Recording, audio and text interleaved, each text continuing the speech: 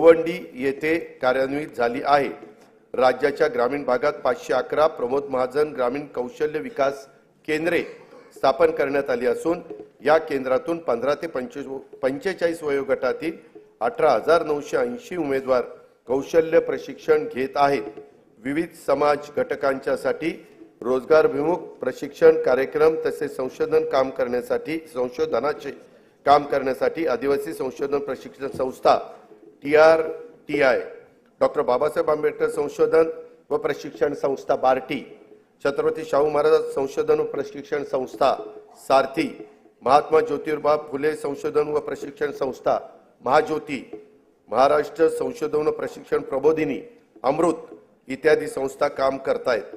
या संस्थांच्या मार्फत एकूण 2,51,393 विद्यार्थ्यांना रोजगारभिमुख प्रशिक्षण देण्यात आले असून त्यापैकी 52,000 विद्यार्थ्यांना नोकरीच्या संधी प्राप्त झालेल्या आहेत। शाश्वत ऊर्जा, आरोग्य तसेच कृषी क्षेत्रात कृत्रिम बुद्धिमत्तेच्या वापराबाबत संशोधनासाठी राज्यातील विद्यापीठ आणि संशोधक यांच्या संयुक्त विद्यमाने संशोधन व नव उपक्रम केंद्रे स्थापित करण्यात आली आहेत। त्यासाठी विद्यापीठ व शासनाकडून प्रत्येकी 50 कोटी रुपये असा 100 कोटी रुपयांचा निधी उपलब्ध करून देण्यात येणार आहे। शबरी आदिवासी वित्त व विकास महामंडळामार्फत राबवण्यात येणाऱ्या स्वयंरोजगार अर्थसहाय्याच्या योजनेच्यासाठी 100 कोटी रुपयाची निधीची तरतूद करण्यात आलेली आहे। अनुसूचित जाती, अनुसूचित जमाती, विमुक्त जाती, भटक्या जमाती, इतर मागासवर्ग, विशेष मागास प्रवर्ग तसेच खुल्या प्रवर्गातील विद्यार्थ्यांना विदेशात उच्च शिक्षणासाठी शिष्यवृत्ती योजना राबवण्यात येत आहे। अल्पसंख्याक समुदायातील विद्यार्थ्यांसाठी देखील सन 2024-25 पासून विदेशी शिक्षणासाठी शिष्यवृत्ती योजना लागू करण्यात आली आहे। वसतिगृहात प्रवेश न मिळालेल्या आर्थिक दृष्ट्या दुर्बल घटकातील विद्यार्थ्यांना शैक्षणिक वर्ष 23-24 पासून डॉक्टर पंजाबराव देशमुख वसतिगृह निर्वाह भत्ता योजनेअंतर्गत भरीव वाढ करून दरवर्षी 38 ते 60 हजार रुपयापर्यंत निवास भत्ता देण्यात येत आहे। इतर मागासवर्गीय, विमुक्त जाती, भटक्या जमाती आणि विशेष मागास प्रवर्गातील उच्च शिक्षण घेणाऱ्या विद्यार्थ्यांना ज्ञानज्योती सावित्रीबाई फुले आधार योजनेअंतर्गत देखील भरीव वाढ करून दरवर्षी 38,000 ते 60,000 रुपयापर्यंत निवास भत्ता देण्यात येणार आहे। गोपीनाथ मुंडे ऊसतोड कामगार विकास महामंडळामार्फत ऊसतोड कामगारांच्या मुलामुलींच्यासाठी 82 शासकीय वसतिगृह स्थापन करण्यास मंजुरी देण्यात आलेली आहे। राज्यात सध्या 1 लाख लोकसंख्येमागे 84 डॉक्टर आहेत। सन 2035 पर्यंत आपल्याला 1 लाख लोकसंख्येमागे 100हून अधिक डॉक्टर करण्याचे साठी वैद्यकीय महाविद्यालयाची प्रवेश क्षमता वाढवणं आवश्यक आहे। त्यासाठी राज्यात विविध ठिकाणी 100 विद्यार्थी प्रवेश क्षमतेची नवीन शासकीय वैद्यकीय महाविद्यालय आणि 430 खाटांचे संलग्न रुग्णालय स्थापन करण्यास मान्यता देण्यात आलेली आहे। त्यात जालना, हिंगोली, धाराशिव, परभणी, नाशिक, जळगाव, अमरावती, बुलढाणा, वाशिम, वर्धा, भंडारा, गडचिरोली, सातारा, अलिबाग, सिंधुदुर्ग, रत्नागिरी, पालघर आणि अंबरनाथ जिल्हा ठाणे या शहरांचा समावेश करण्यात आलेला आहे। मौजे, सावर तालुका म्हसळा, जिल्हा रायगड येथे 100 विद्यार्थी प्रवेश क्षमतेचे नवीन शासकीय युनानी महाविद्यालय स्थापन करण्यास मान्यता देण्यात आली आहे। बुलढाणा जिल्ह्यात नवीन शासकीय आयुर्वेदिक महाविद्यालय स्थापन करण्यात येणार आहे। शासकीय वैद्यकीय महाविद्यालयातील कनिष्ठ व वरिष्ठ निवासी डॉक्टर यांच्या विद्यावेतनात तसेच मानसेवी अध्यापकांच्या मानधनात देखील भरीव वाढ करण्यात आली आहे। ट्रस्ट सेक्टरमधील उद्योगांना देण्यात येणाऱ्या विशेष प्रोत्साहनामुळे नजीकच्या काळात राज्यात अंदाजे 1 लाख कोटी रुपयाची गुंतवणूक होणार असून त्यातून 50,000 रोजगार निर्माण होणार आहे। हरित हायड्रोजन उत्पादनासाठी विकासकांबरोबर झालेल्या सामंजस्य करारानुसार 2,11,400 कोटी रुपयांची गुंतवणूक होणार असून त्याद्वारे 55,900 रोजगार निर्माण होणार आहेत। महापे नवी मुंबई येथे 25 एकर जागेत India gems and jewellery park नियोजित आहे। त्यात 2000 सूक्ष्म, लघु व मध्यम उद्योग घटकांना समावेश असून 50,000 कोटी रुपयाची गुंतवणूक होणार आहे। त्यातून 1,00,000 रोजगार निर्माण होतील। एकात्मिक व शाश्वत वस्त्रोद्योग धोरण 2023 ते 28 जाहीर करण्यात आले असून या अंतर्गत 5 वर्षात 25,000 कोटी रुपयांची भरीव गुंतवणूक आणि 5,00,000 रोजगार अपेक्षित आहे। कॅप्टिव्ह मार्केट योजनेमुळे सूतगिरणी, यंत्रमाग, प्रोसेसिंग, पॅकिंग तसेच वाहतूक क्षेत्रात मोठ्या प्रमाणावर रोजगार निर्माण होणार आहे। खाजगी गुंतवणूक वाढवण्यासाठी लघु वस्त्रोद्योग संकुले तसेच टेक्निकल टेक्सटाईल पार्क उभारण्याचे शासनाने ठरवलेले आहे। सिंधुदुर्ग जिल्ह्यात आंतरराष्ट्रीय दर्जाचे स्कुबा डायव्हिंग केंद्र सुरू करण्यात येणार असून बुडीत जहाजावरील प्रवाळाचे दर्शन हे त्यांचे विशेष आकर्षण असेल। या प्रकल्पासाठी 20 कोटी रुपये खर्च अपेक्षित आहे। त्यातून 800 ते 1000 स्थानिकांना रोजगार उपलब्ध होईल। अध्यक्ष महोदय, हयात लेके चलो, कायनात लेके चलो, चलो तो सारे जमाने को साथ लेकर चलो। दारिद्र्य निर्मूलन आणि जनतेचे राहणीमान उंचावण्यासाठी शासन अरे कधीतरी समाधान माना आहे, पुढे आहे। जनतेचे राहणीमान उंचावण्यासाठी शासन कटिबद्ध असून विविध योजनांच्या माध्यमातून अविरतपणे सामाजिक विकासाचे प्रयत्न सुरू आहेत। अनुसूचित जाती उपाययोजनेखाली शाळा, आश्रमशाळा, विद्यार्थ्यांकरता वसतिगृह, शिष्यवृत्ती, आरोग्य सेवा, रोजगार इत्यादी करता विविध योजना राबवण्यात येतात। आदिवासी विकास उपाययोजनेअंतर्गत बालकांच्या पोषणामध्ये वाढ करण्यासाठी भारतरत्न डॉक्टर APJ अब्दुल कलाम अमृत आहार योजना, शासकीय आश्रमशाळांमध्ये विज्ञान केंद्राची उभारणी करण्यासाठी नमो आदिवासी स्मार्ट शाळा अभियान, वसतिगृहात प्रवेश न मिळालेल्या विद्यार्थ्यांना उच्च शिक्षणासाठी पंडित दीनदयाळ उपाध्याय स्वयं योजना, वस्त्यांना पायाभूत सुविधा उपलब्ध करून देण्यासाठी ठक्कर बाप्पा आदिवासी विकास योजना आदी योजनांच्या माध्यमातून पुरेसा निधी उपलब्ध करून देण्यात येत आहे। इतर मागासवर्ग, विमुक्त जाती, भटक्या जमाती, विशेष मागास प्रवर्गातील घटकांना उन्नती करता विविध योजना राबवण्यात येतात। या प्रवर्गातील विद्यार्थ्यांच्या करता आश्रमशाळा, ऊसतोड कामगारांच्या मुलांच्यासाठी आश्रमशाळा, विद्यानिकेतन, धनगर समाजासाठीच्या विविध योजना, क्रांती ज्योती सावित्रीबाई फुले शिष्यवृत्ती योजना, डॉक्टर पंजाबराव देशमुख वसतिगृह योजना, तांडा वस्ती मुक्त वसाहत योजना इत्यादी योजनांच्या माध्यमातून पुरेसा निधी उपलब्ध करून देण्यात येत आहे। राज्यातील सर्व बौद्ध, जैन, शीख, पारसी, ख्रिश्चन व मुस्लिम या अल्पसंख्याक समुदायातील घटकांच्या विकासाकरता हे सरकार वचनबद्ध आहे। सामाजिक व आर्थिक दृष्ट्या दुर्बल घटकांच्यासाठी असलेल्या योजना परिणामकारक राबवणे, नवीन योजना, विशेष योजना आखणे आणि त्यासाठी पुरेसा आर्थिक तरतूद करणे, या धोरणातून सर्व स्वरूपातील सार्वत्रिक दारिद्र्य नाहीसे करणे हे शाश्वत विकास ध्येय साध्य करण्याचा आमचा निश्चय आहे। त्या दृष्टीने महत्त्वाच्या योजना मी सभागृहावर सादर करीत आहे। संजय गांधी निराधार योजना आणि श्रावणबाळ सेवा राज्य निवृत्ती योजनेतून आर्थिक दुर्बल घटकातील निराधार, विधवा आणि दिव्यांग वृद्ध नागरिकांना दरमहा अर्थसहाय्य देण्यात येते। या अर्थसहाय्यात 1,000 रुपयावरून 1,500 रुपये अशी वाढ करण्यात आली आहे। सन 2023-24 मध्ये 45,60,000 लाभार्थींना या योजनेतून 7,145 कोटी रुपयांचं वाटप देखील करण्यात आलं आहे। महिला आर्थिक विकास महामंडळ, महाराष्ट्र राज्य इतर मागासवर्ग वित्त विकास महामंडळ, वसंतराव नाईक विमुक्त जाती व भटक्या जमाती विकास महामंडळ, महात्मा फुले मागासवर्गीय विकास महामंडळ, साहित्यरत्न लोकशाहीर अण्णाभाऊ साठे विकास महामंडळ, संत रोहिदास चर्मोद्योग व चर्मकार विकास महामंडळ, शबरी आदिवासी वित्त विकास महामंडळ, महाराष्ट्र राज्य सरकारी आदिवासी विकास महामंडळ, पुण्यश्लोक अहिल्यादेवी महाराष्ट्र मेंढी व शेळी विकास महामंडळ, अण्णासाहेब पाटील आर्थिक विकास महामंडळ, शामराव पेजे आर्थिक विकास महामंडळ, संत शिरोमणी गोरोबा काका महाराष्ट्र माती कला मंडळ, महाराष्ट्र राज्य ऑटो रिक्षा व टॅक्सी चालक मालक कल्याणकारी महामंडळ, मौलाना आझाद अल्पसंख्याक आर्थिक विकास महामंडळ अशा विविध महामंडळाच्या माध्यमातून विविध समाज घटकांना उन्नतीकरता योजना राबवण्यात येत आहे। वसंतराव नाईक विमुक्त जाती व भटक्या जमाती विकास महामंडळाअंतर्गत राजे उमाजी नाईक आर्थिक विकास महामंडळ आणि पैलवान कैलासवासी मारुती चव्हाण वडार आर्थिक विकास मंडळ नव्याने निर्माण करण्यात आलेले आहे। महाराष्ट्र राज्य इतर मागासवर्गीय वित्त विकास महामंडळाअंतर्गत संत काशीबा गुरव युवा आर्थिक विकास महामंडळ, जगज्योती महात्मा बसवेश्वर आर्थिक विकास महामंडळ, संत सेनाजी महाराज केश शिल्पी महामंडळ नव्याने निर्माण करण्यात आलेले आहे।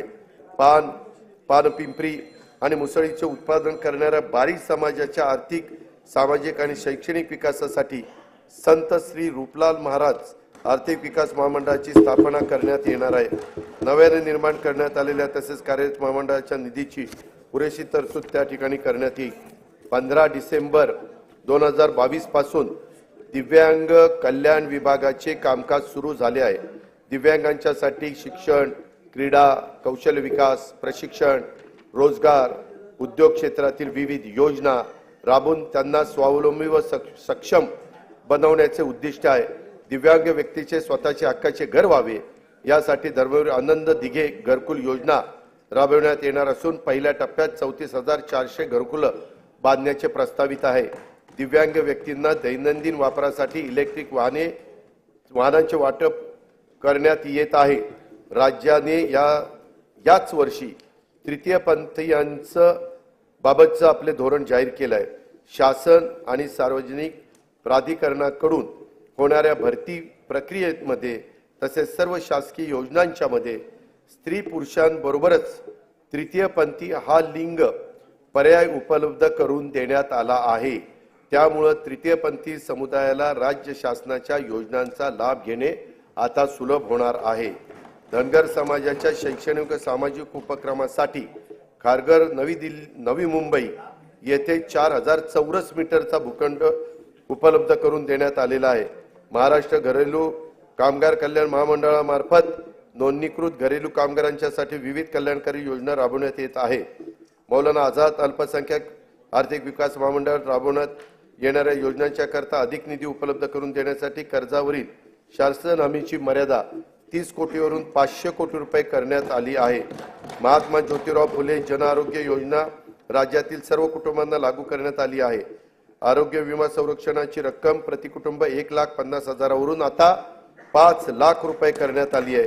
आतापर्यंत 1000 रुग्णालयामध्ये उपचाराची सोय होती, त्याच्यात आता 900 रुग्णालयांची भर पडणार असून योजनेअंतर्गत 1356 प्रकारचे उपचार उपलब्ध झाले आहेत।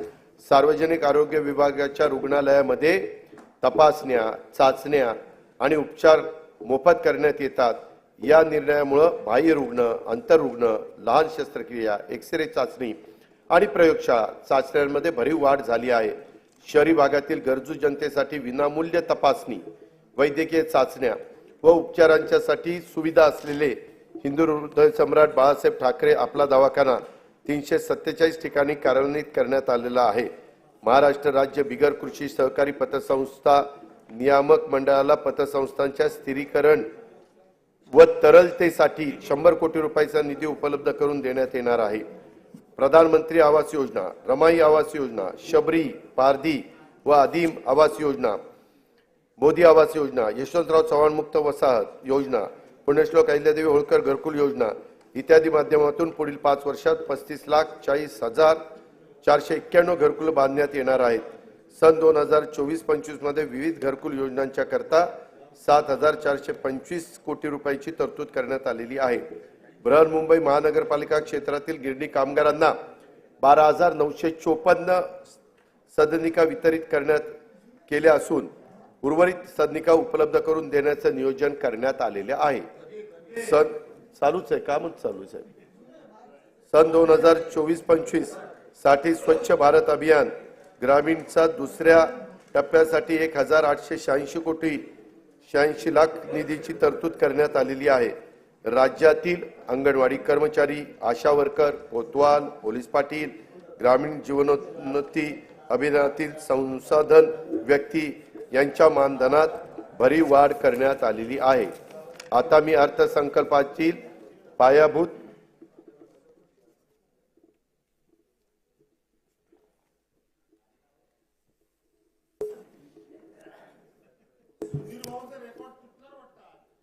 सध्या महाराष्ट्र राज्यात एकूण 47.41 लाख म्हणजे 47,41,000 शेतीपंप ग्राहक असून त्यांचा वीज वापर हा 39,247 दशलक्ष युनिट एवढा असून त्या वीज वापराची किंमत एकूण 33,046 कोटी इतकी आहे।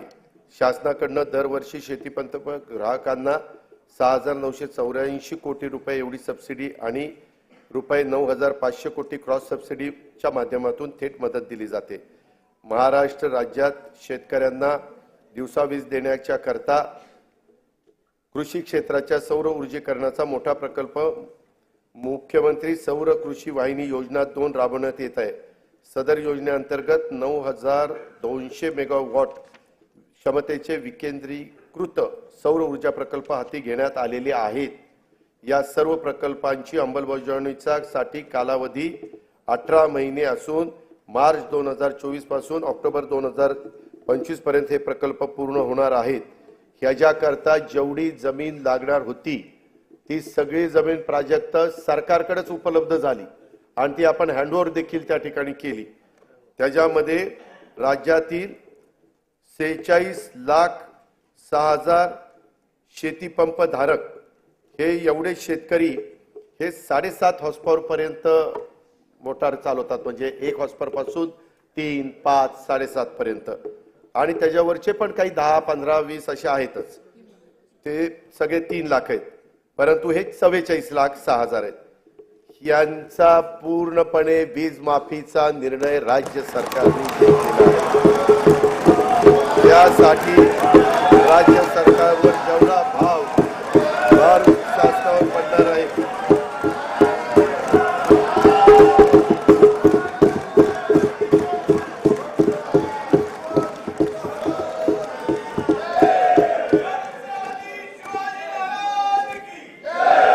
आता मी अर्थसंकल्पातील पायाभूत सुविधा आणि अन्य महत्त्वाच्या सभागृहाचे लक्ष वेधतो।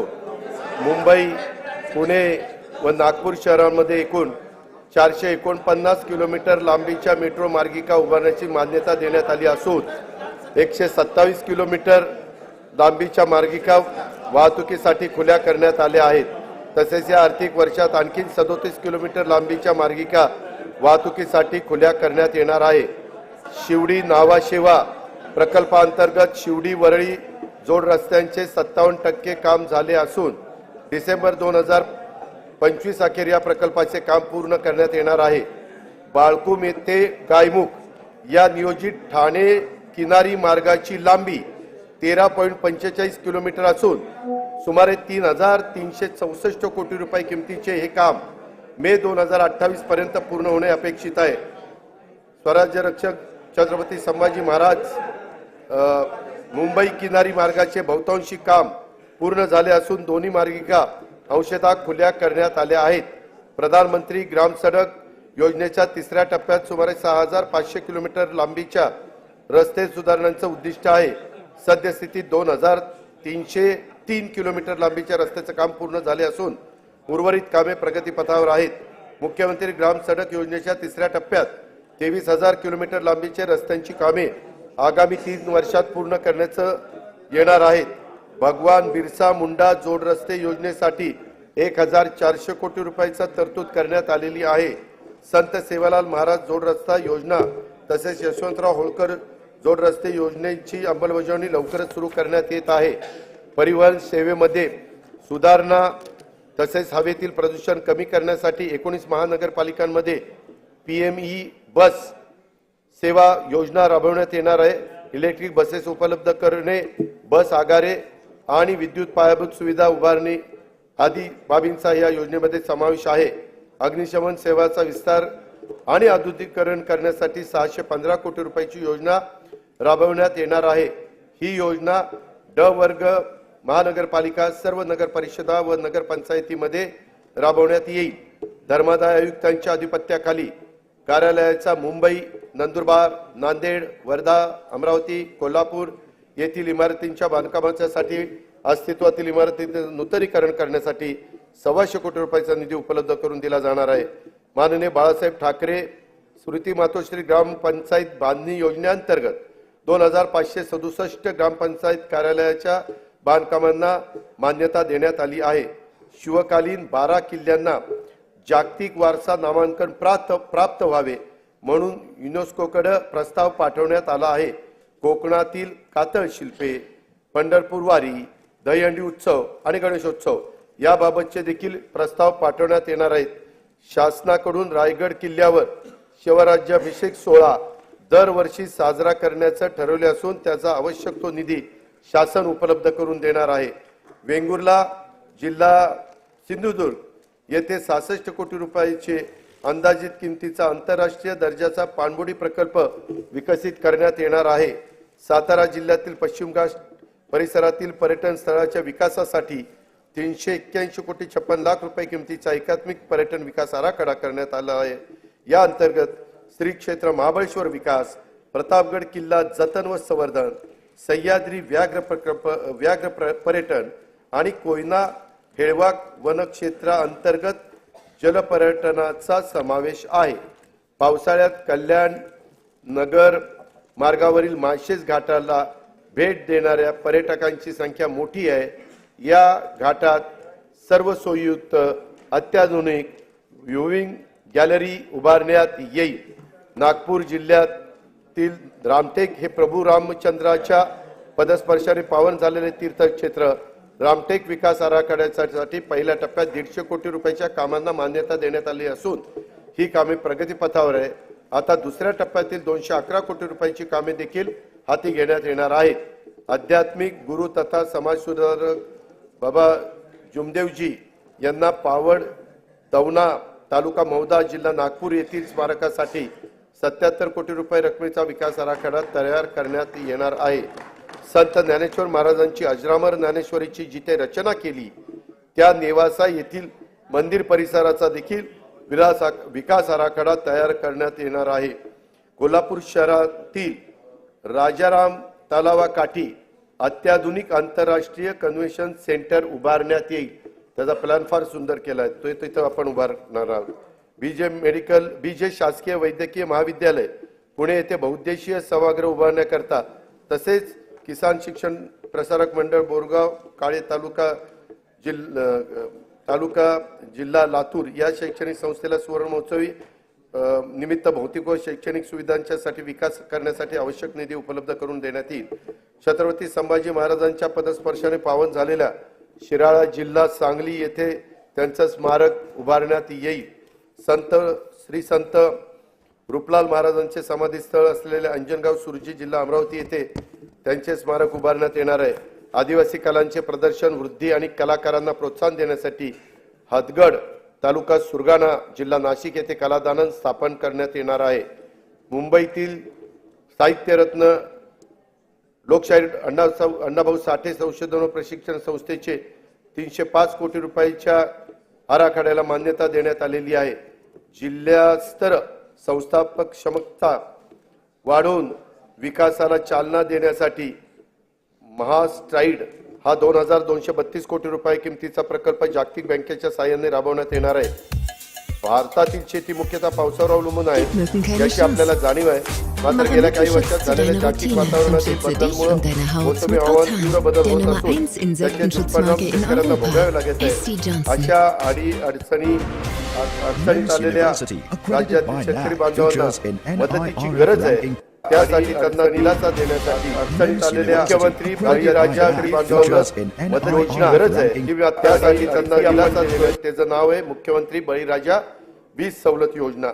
आणि त्याच्यामध्ये आपण जवळपास ह्या सगळ्या कामाच्या करता मोफत वीज 7.5 हॉर्स पॉवर पर्यंत देतोय म्हणून 14,761 कोटी रुपयाचा अनुदान स्वरूपात उपलब्ध करून देणार आहे। या अर्थसंकल्पातील विविध समाज घटकांच्यासाठी महत्वाकांक्षी नवीन योजना घोषित केल्या आहेत। राज्यातील सर्व योजनांचे लाभ लाभार्थ्यांच्यापर्यंत थेट पोहोचावेत यासाठी योजनांचे मूल्यमापन करून त्याचं सुसूत्रीकरण करण्यासाठी उच्चस्तरीय समिती देखील स्थापन करण्याचं ठरवण्यात आलेलं आहे। त्याच्यामुळं तिथं निधीची कुठली कमतरता कमी पडणार नाही। सन 2024-25 मध्ये जिल्हा वार्षिक योजनेअंतर्गत देखील 18,165 कोटी रुपयाचा नियतव्यय प्रस्तावित करण्यात आला आहे। हा नियतव्यय गेल्या वर्षीच्या तुलनेमध्ये 20% अधिक आहे। वार्षिक योजना 2024-25 मध्ये कार्यक्रम खर्चासाठी 1,92,000 कोटी रुपयाचा नियतव्यय प्रस्तावित करण्यात आला आहे। त्यामध्ये अनुसूचित जाती उपाय योजना 15,893 कोटी रुपये आणि आदिवासी विकास योजना 15,360 कोटी रुपये नियतव्ययाचा समावेश आहे। सन 2024-25 मध्ये एकूण खर्चासाठी 6,12,293 कोटी रुपयाचा तरतूद प्रस्तावित आहे। महसूल जमा 4,99,463 कोटी रुपये, महसुली खर्च 5,19,514 कोटी रुपये प्रस्तावित केलेला आहे। परिणामी 20,051 कोटी रुपये महसुली तूट अपेक्षित आहे। राज्याची राजकीय तूट आणि महसुली तूट राजकोषीय उत्तरदायित्व व वित्तीय व्यवस्थापन कायद्याने निश्चित केलेल्या मर्यादेच्या आत ठेवण्यात शासन यशस्वी ठरले आहे। सन 2024-25 ची राजकोषीय तूट 1,10,355 कोटी रुपये आहे। राज्याच्या आर्थिक विकासासाठी आणि समाजातील सर्व घटकांच्या कल्याणासाठी शासन सर्वतोपरी प्रयत्न करेल याची खात्री मी सभागृहाला देतो। आणि आता मी अर्थसंकल्पाचा भाग 2 कडे त्या ठिकाणी वळतो। मी आता अर्थसंकल्पाचा भाग 2 अध्यक्ष महोदय माननीय सभागृहासमोर सादर करीत आहे। सन 2023-24 या आर्थिक वर्षासाठी राज्याच्या स्वतःचा कर महसुलाचा सुधारित अंदाज 3,26,397 कोटी रुपये आहे। सन 2024-25 या आर्थिक वर्षाचा स्वतःच्या कर महसुलाचे अर्थसंकल्पीय उद्दिष्ट 3,43,040 कोटी रुपये इतके एवढे निश्चित करण्यात आले आहे। सर्वसामान्य नागरिकांना तसेच उद्योग व व्यापार केंद्राला दिलासा मिळावा म्हणून राज्यभर पेट्रोल व डिझेल वरील मूल्यवर्धित करात समानता आणण्यासाठी आवश्यकता होती आहे। त्या दृष्टीने बृहन्मुंबई, ठाणे व नवी मुंबई या महानगरपालिका क्षेत्रातील डिझेलवरील सध्याचा कर 24% वरून 21% करण्याचे प्रस्तावित आहे। तसेच पेट्रोलवर 26% वरून तो 25% असा 25% वर कमी करण्याचा प्रस्ताव आहे। या बदलांमुळे नाही, बृहन्मुंबई, नवी मुंबई आणि ठाणे हे तिथे जास्त होता, त्यांची सारखी तक्रार होती, तेही आता आपण एक सारखी करतोय। या बदलांमुळे ठाणे, बृहन्मुंबई आणि नवी मुंबई या महानगरपालिका क्षेत्रातील पेट्रोलचा दर हा 65 पैसे व डिझेलचा दर अंदाजे 2 रुपये 7 पैसे प्रति लिटर स्वस्त होणार आहे। केंद्रीय सशस्त्र पोलीस दलामध्ये 7 सशस्त्र सेना दल कार्यरत असून त्यापैकी सीमा सुरक्षा दल व केंद्रीय राखीव पोलीस दल यातील सशस्त्र जवानांना व्यवसाय कर भरण्यापासून सूट देण्यात आली आहे। आता उर्वरित 5 दलातील म्हणजेच आसाम रायफल्स, केंद्रीय औद्योगिक सुरक्षा दल, भारत तिबेट सीमा पोलीस दल, राष्ट्रीय सुरक्षा रक्षक व सशस्त्र सीमा दलातील राष्ट्रीय कर्तव्य बजावणाऱ्या सशस्त्र जवानांना व्यवसाय कर भरण्यापासून सूट देण्याबाबत मी प्रस्तावित करीत आहे। याचा लाभ अंदाजे 12,000 जवानांना होणार आहे। नोंदणी झालेल्या दस्तास कमी मुद्रांक शुल्क भरल्याचे निष्पन्न झाल्यास मुद्रांक शुल्काच्या फरकाच्या रकमेवर दस्त निष्पादित केल्याच्या तारखेपासून आकारण्यात येणारी दंडाची रक्कम ही 2% दरमहा होती, ती आता अध्यक्ष महोदय आपण 1% दरमहा करण्याचा निर्णय घेण्यात आलेला आहे। म्हणजे त्याच्यामध्ये 24% वर्षाला होती, ती आता 12% करण्यात आली। बऱ्याच जणांची तशी मागणी होती। मुद्रांक शुल्क परताव्यासाठी ऑनलाईन पद्धतीने अर्ज करता येईल। अर्ज करण्याची कालमर्यादा मुद्रांक खरेदी केल्यापासून 6 महिन्याऐवजी 1 वर्ष करण्यात येईल। वरील प्रस्तावांना सन्माननीय सदस्यांचा पाठिंबा मिळेल असा विश्वास मी इथं व्यक्त करतो। अध्यक्ष महोदय, आतापर्यंत मी या राज्याचा 10 वेळेला जनतेचा अर्थसंकल्प मांडण्याची संधी मला मिळाली. निंदी कोणी मारी, वंदी कोणी पूजा करी. मज हेही नाही तेही नाही, वेगळा दोन्हीपासूनी. या न्यायाने केलेल्या कामाची पावती आहे असे मी मानतो. तुका म्हणे मज घडो त्यांची सेवा, तरी माझ्या दैवा पार नाही. अशी तुकोबारायाच्या भाषेत प्रार्थना करून मी आपली रजा घेतो. जय हिंद, जय महाराष्ट्र.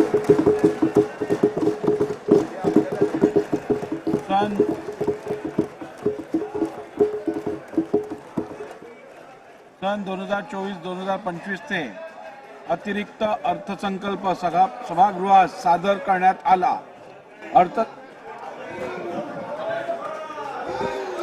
सन 2024-2025 चा अतिरिक्त अर्थसंकल्प सभागृहात सादर करण्यात आला.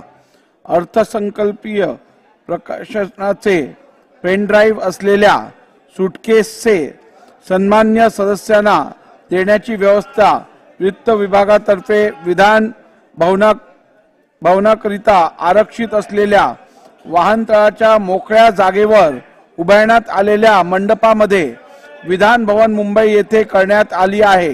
सन्मान्य सदस्यांनी वितरणाच्या ठिकाणावरून सदर प्रकाशनाचे पेनड्राईव्ह असलेल्या सूटकेसेस प्राप्त करून घ्याव्यात. तसेच सदर अर्थसंकल्पीय प्रकाशने महाराष्ट्र विधिमंडळाच्या व शासनाच्या संकेतस्थळावरून उपलब्ध करून देण्यात येतील.